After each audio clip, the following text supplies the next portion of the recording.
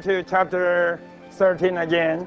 Firstly, you have 4 all given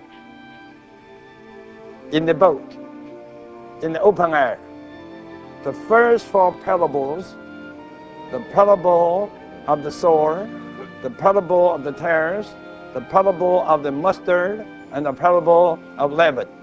These 4 parables were all given while Jesus was in the boat in the open air.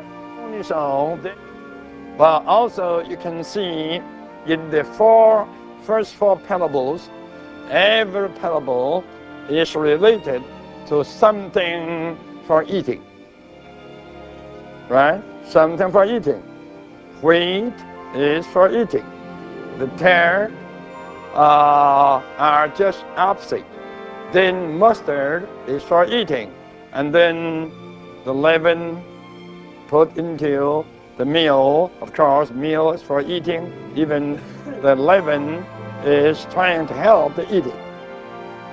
So you can see by all the first 4 parables, whatever there is covered is the matter of food. God's intention is to have a people on this earth to be the constituent of His kingdom.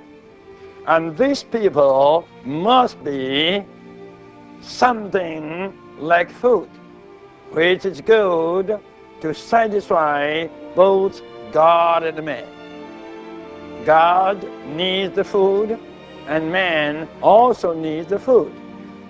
And God's intention is there to have a people which is the constituent of the composition of His kingdom. And this people is a kind of a satisfaction both to God and man. Right? This is very, very clear. Then the enemy came in. The enemy firstly put the tares among the wheat to frustrate, to damage the wheat field, right? To damage, to frustrate the growth of the wheat. But anyhow, listen this. Anyhow, some wheat did grow up, and anyhow, some wheat did get the multiplication. So then you have what? You have the meal, right? You have the meal in the 4th parable. You have to realize the meal, which is the fine flour, comes from what? The wheat. Right? Now you can see why the Lord Jesus sowed the seed of wheat. Because God wants to have the fine flour. Right? The fine flour. But God's enemy, Satan, came in to sow the tare among the wheat to frustrate the growth of the wheat. Anyhow, God could never be defeated. Some wheat produced the grain, and the fine flour comes out of the grain for making the loaf. Well, while this was going on, Satan did something further. That is, he did his best to make the herb that produces the food for God and man. Satan made this herb to grow abnormally, to grow into a big tree, losing its function to produce food, but rather becoming what? An evil lodging place. See all the branches of the big tree, you cannot see a bit of the fine flour or the mustard. Right? But anyhow, I say God could be never defeated, right?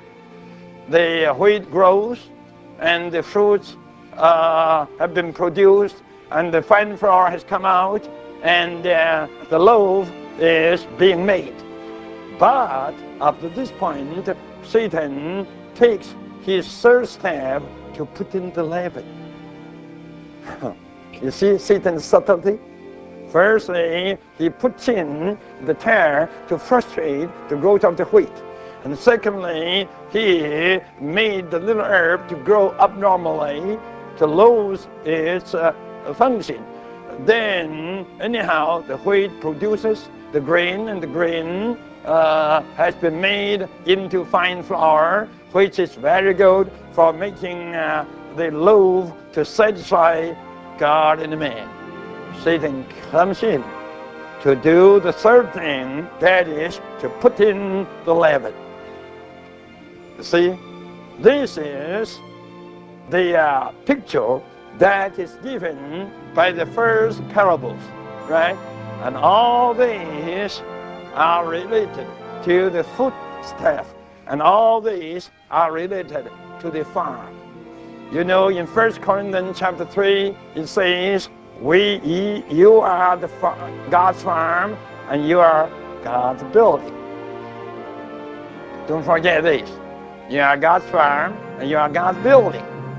And there, in 1 Corinthians chapter 3, you can see the farm of God grows things. Eventually, all will become what? All become gold, silver, and precious stone. It's so strange. You are God's farm, you are God's building, but God's farm eventually grows things that become gold, silver, and precious stone. And these gold, silver, and precious stone are for God's building. So God's farming is for God's building. God's farming grows things of life, and these things of life eventually all will become what? Become the building materials. So now you can see that in these parables, firstly, the Lord used 4 to indicate life that grows. Life that grows. Grows what? Grows Christ. Grows Christ into the kingdom. Then, followingly, the Lord uses another 2 parables to indicate what? To indicate transformation for building. Now we come back to the basic thought of the whole Bible, right? The basic thought of the whole Bible is what? Is life and building.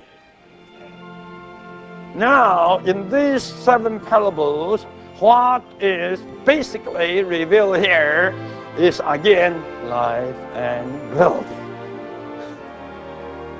Life is just Christ himself as the very seed sown into our humanity. And this life grows within us. And this life grows Christ. And this life grows Christ into the kingdom. Growing life eventually produces what? Eventually produces precious stones and pearls. Isn't this strange? I spent much time on this chapter. Eventually, I found out it is exactly the same as 1 Corinthians chapter 3. You are God's farm to grow something, and you are God's building. And this building is built with gold, silver, and precious stones.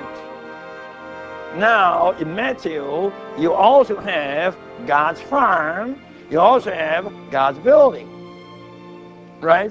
All the first 4 are related to God's farm. to grow Christ into the kingdom.